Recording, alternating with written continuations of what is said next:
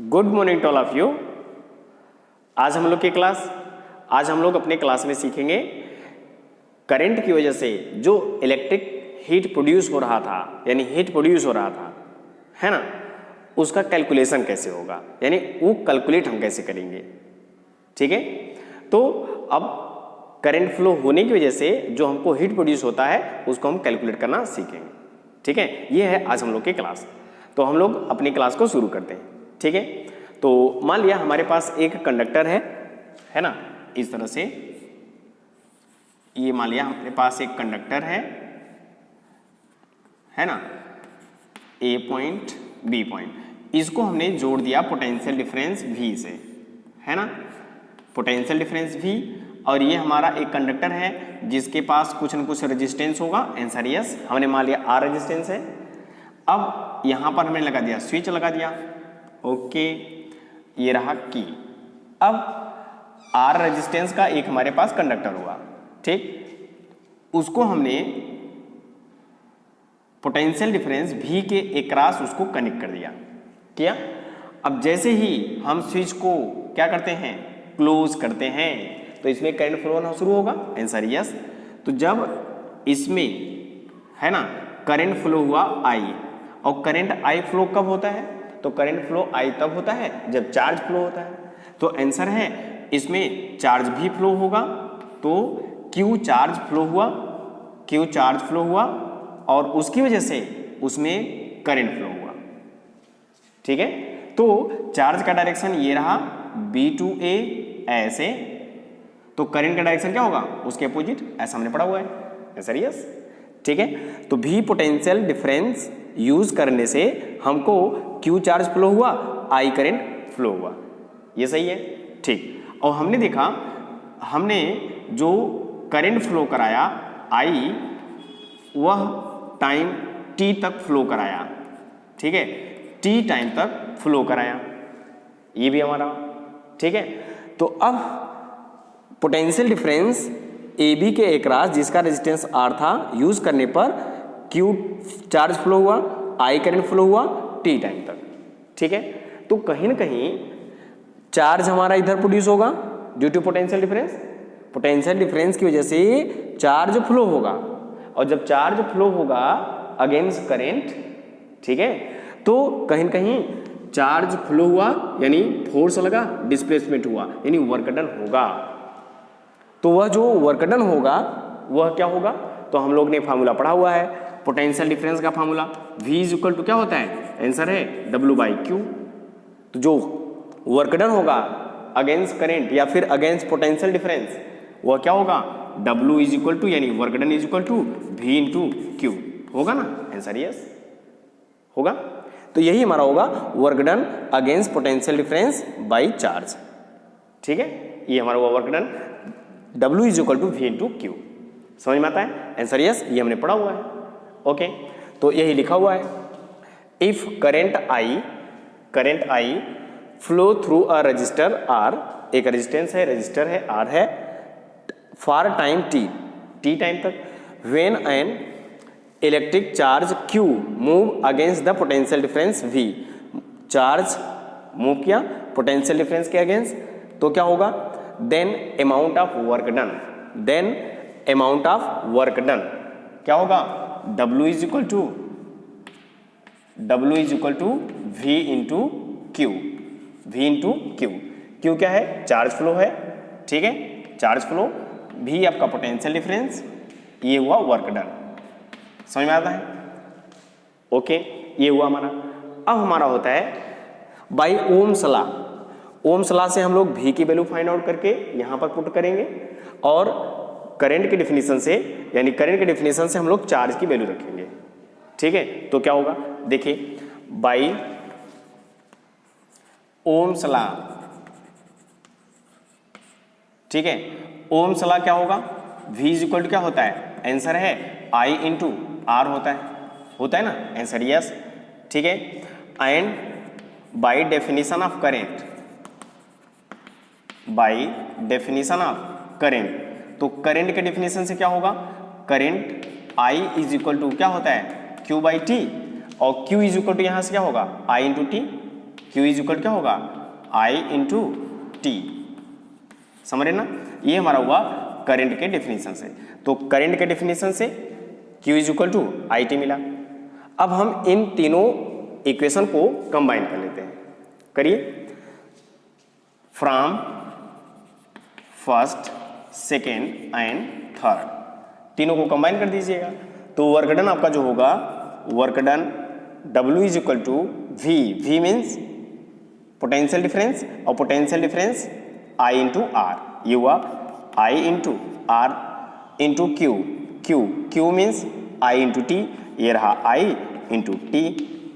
ठीक है, अब work done W is equal to I into I square R T, ये रहा वर्क डन। ठीक है, और हमने पिछली क्लास में पढ़ा हुआ है कि जो हमारे इलेक्ट्रिक करंट के द्वारा जो वर्क डन होता है वह क्या होता है, इलेक्ट्रिक एनर्जी, और वही इलेक्ट्रिकल एनर्जी, यही वर्क डन हमारा क्या होगा, इलेक्ट्रिकल एनर्जी, और यही इलेक्ट्रिकल एनर्जी अब किस में कन्वर्ट हो गया, हीट में। ठीक है, तो अब ये जो वर्क डन है ये कहीं कहीं हमारी क्या है, हीट। ओके, तो लिख लो कंजर्वेशन ऑफ एनर्जी से, बाई कंजर्वेशन ऑफ एनर्जी। तो कंजर्वेशन ऑफ एनर्जी से ये जो आपका वर्क डन है, work done is converted into heat energy, यानी इलेक्ट्रिकल एनर्जी किस में कन्वर्ट हो जाएगी, हीट एनर्जी में। ठीक है, अब ये हमारा हुआ कहीं न कहीं वर्क डन हमारा क्या हो जाएगा, heat I, H is equal to I square R into T, ये रहा हमारा हीट का formula I square R into T. समझ में आ गया। अब ये जो हमारा हीट है किस पर डिपेंड किया है, करंट के स्क्वायर टाइम और रेजिस्टेंस के डायरेक्टली प्रोपोर्शनल, और जो टाइम है उसके डायरेक्टली प्रोपोर्शनल। लेकिन करंट के डायरेक्टली प्रोपोर्शनल है वो भी स्क्वायर टाइम, यानी हीट प्रोड्यूस होता है। ठीक है, सबसे ज़्यादा इफेक्टिव किससे होता है, तो आंसर है करंट से। सही है, तो करंट डबल करोगे तो जो आपका हीट होगा डबल का स्क्वायर यानी 4 टाइम हो जाएगा हीट, और रेजिस्टेंस हमारा डबल करोगे तो हीट आपका डबल हो जाएगा, टाइम को डबल करोगे ये हमारा हो जाएगा। समझ रहे ना। तो अब ये हुआ हमारा हीट। तो अब हम लोग कुछ इंपॉर्टेंट कंक्लूजन लिख लेते हैं। ठीक है, तो इंपॉर्टेंट कंक्लूजन हमारा क्या होगा, यही होगा कि करंट को डबल करोगे तो हीट क्या होगा, और रेजिस्टेंस को डबल करोगे तो हीट क्या होगा, टाइम को हाफ करोगे तो हीट क्या होगा। ठीक है, इसको नोट कर लेते हैं, नोट कर लीजिए इसको। ठीक है, ओके, तो हम लोग आते हैं सम इंपॉर्टेंट कंक्लूजन पर। ठीक है, तो इंपॉर्टेंट कंक्लूजन क्या होता है और यहाँ से आपके एग्जाम में पूछे जाते हैं, है ना। तो देखिए हीट का फॉर्मूला क्या मिला हमको, आई स्क्वायर आर इंटू टी। तो ये जो हमारा हीट हुआ वह डायरेक्टली प्रोपोर्शनल है स्क्वायर ऑफ करंट के, ये हमारा पहला है। तो फर्स्ट क्या है, द हीट प्रोड्यूस, लिख लो इसको, the heat produce is directly proportional to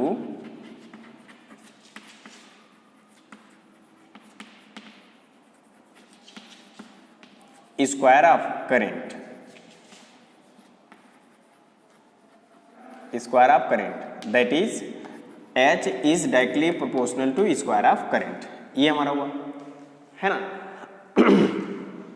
तो हम लोग ने पिछली क्लास में पढ़ा हुआ है, आपको बताया हुआ है कि ये जो हमारा प्रोपोर्शनल होता है, ठीक है, यह किसका काम करता है, तो आंसर है इक्वल का काम करता है।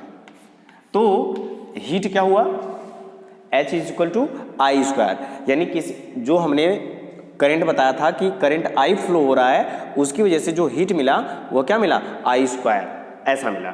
ठीक है, और अगर हम अब इसी करंट को डबल कर दें, इसी करंट को डबल कर दें, तो जो हमारा नया हीट मिलेगा, हीट चेंज होगा, आंसर यस, हीट चेंज होगा। तो करंट को डबल करने पर जो हमारा नया हीट मिलता है वह क्या होता है, तो नया हीट मिलेगा आई के प्लेस पर डबल रखोगे 2i और इसका होल स्क्वायर करोगे, आई का स्क्वायर यानी डबल स्क्वायर, ये हुआ ना जब करंट को हमने डबल किया। तो यहाँ से जो नया हमको हीट मिला है वह मिला है 2 का स्क्वायर 4 और आई का स्क्वायर आई स्क्वायर।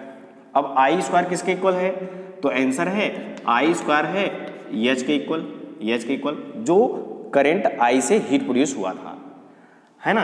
अब हमको देखने को मिला जब करंट को हमने डबल किया तो जो हमारा हीट प्रोड्यूस हुआ वह कहीं न कहीं पहले वाले हीट से 4 गुना हीट प्रोड्यूस हुआ। ये बहुत बड़ी बात है, यानी करंट को डबल करोगे तो हीट कितना प्रोड्यूस होगा 4 टाइम, और अगर यही 3 टाइम कर दोगे तो 3 त्रिका 9 टाइम हीट प्रोड्यूस होगा। अगर करंट को 4 गुना करोगे 4 4 जा 16 टाइम आपका हीट प्रोड्यूस होगा, है ना। तो जो हमारा हीट है वह आई के डायरेक्टली प्रोपोर्शनल है, वो भी स्क्वायर टाइम। ये समझ में आता है, आंसर यस। दूसरा देख लीजिएगा, अगर हम करंट को हाफ करें, करंट को क्या करें हाफ करें, तब क्या होगा, जो नया हीट होगा अब हम करंट के प्लेस पर हाफ रखेंगे तो I/2 होगा, हाफ हुआ इसका स्क्वायर। तो नया डैश जो हमको मिला वह मिला आई स्क्वायर अपान 4 मिला। अब आई स्क्वायर किसके इक्वल है, आंसर है एच के इक्वल है।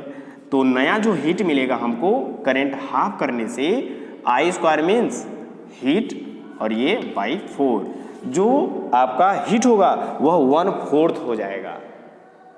समझ में आ रहा है ना।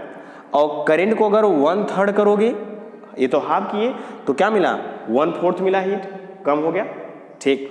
अब अगर 1/3 करोगे तो क्या हो जाएगा 1/9 हो जाएगा, जो हीट होगा वह 9 टाइम लेस हो जाएगा, ठीक। और करंट को डबल करने पर 4 टाइम हीट प्रोड्यूस हुआ, ज्यादा हीट 4 टाइम हो गया, ठीक है। तो ये हमारा है पहला कंक्लूजन, ठीक है।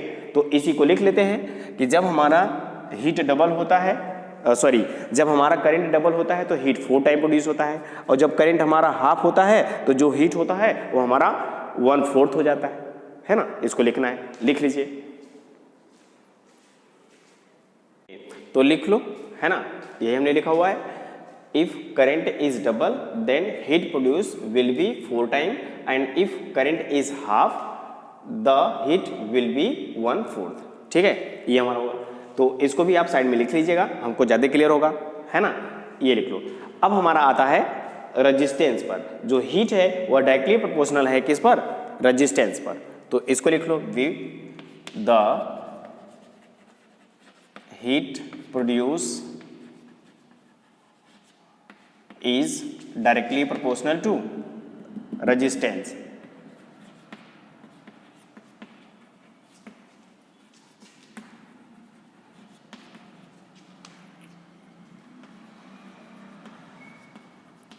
रेजिस्टेंस, यहां से हमको क्या मिला, H is directly proportional to R। एकदम सेम ऐसे हम लोग एकदम कॉपी कर लेंगे, है ना।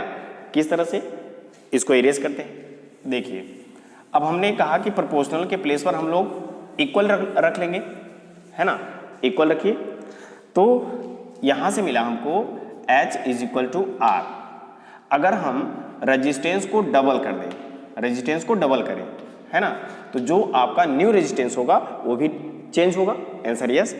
तो रेजिस्टेंस को डबल करने पर जो हमारा हीट होगा वह क्या होगा, तो आंसर है 2R, R के प्लेस पर 2R, ठीक है।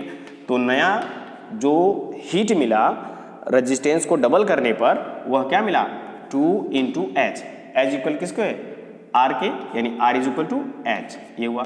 तो जो नया हीट प्रोड्यूस हुआ रेजिस्टेंस को डबल करने पर वह भी हीट कैसा हो गया, पहले का डबल, सही है, ठीक। इसी तरीके से अगर हम R को हाफ कर दें, रेजिस्टेंस को हाफ करें, तो जो हमारा नया हीट प्रोड्यूस होगा वह भी क्या हो जाएगा, हाफ हो जाएगा। R के प्लेस पर R/2, तो जो नया हीट प्रोड्यूस होगा रेजिस्टेंस को हाफ करने पर R इज इक्वल टू है H, तो H बाई क्या हो जाएगा 2, यानी हीट भी क्या हो जाएगा हाफ, यानी डायरेक्टली प्रोपोर्शनल है ना। Resistance double heat double, resistance half heat half, resistance 3 time heat 3 time, resistance 4 time heat 4 time, resistance 1/4, heat 1/4, बस ये है डायरेक्टली प्रोपोर्शनल, इसी को हमको लिखना है। ठीक है, ओके, इसको लिख लेते हैं, इसको नोट कर लो।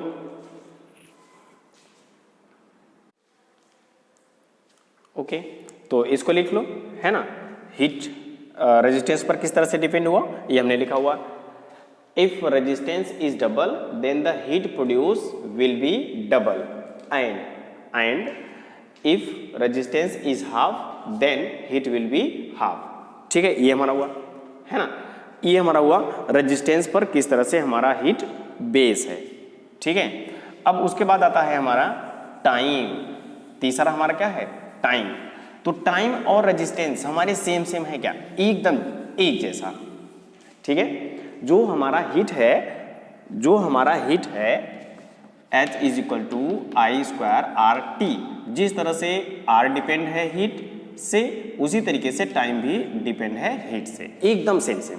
इसका मतलब ये है टाइम भी डबल करोगे हीट हमारा डबल होगा, टाइम को हाफ करोगे हीट हमारा हाफ होगा, इस तरह से एकदम सेम बस। ठीक है, तो ये हमारा हुआ H is equal to T. ठीक है, और टाइम को अगर टू टाइम करोगे, डबल करोगे, तो जो हमारा हीट होगा वह भी क्या होगा 2t, और जो नया हीट हुआ वह हुआ 2 time of t। t means h, एकदम सेम, कॉपी कर लो। तो टाइम को डबल करने पर जो हमारा हीट हुआ वह डबल हो गया। अब हाफ कर लो, है ना, टाइम को हाफ कर लो, t/2 रखो, t के प्लेस पर t/2 रखोगे तो जो नया हीट प्रोड्यूस होगा वह क्या मिलेगा, आंसर है t/2 मिलेगा। अब जो नया हीट प्रोड्यूस होगा T के प्लेस पर क्या रखोगे, H रखोगे, वो आपका हाफ हो जाएगा, एकदम सेम रेजिस्टेंस जैसा। ये है हमारे इंपॉर्टेंट कंक्लूजन। ठीक है, तो ये हमारा हुआ हीट के लिए। The heat produce is directly proportional to time, that is S directly proportional to T। तो if time is double then heat will be double, and if time is half then heat will be half. समझे ना, ये हमारा था important conclusion. Okay, तो आज हम लोग अपनी क्लास यहीं पर समाप्त करते हैं। ठीक है, तो अब हम लोग कुछ न्यूमेरिकल करेंगे और फिर उसके बाद हम लोग heating effect of electric current के एप्लीकेशन को सीखेंगे कि कुछ हमारे एप्लायंस ऐसे हुए, है ना, जिनसे हमने हीट प्रोड्यूस किया और वो किस तरह से हमारे लिए एप्लीकेबल है, उसको हम अगली क्लास में सीखेंगे। ठीक है, तो आज के लिए बस इतना ही। Thank you.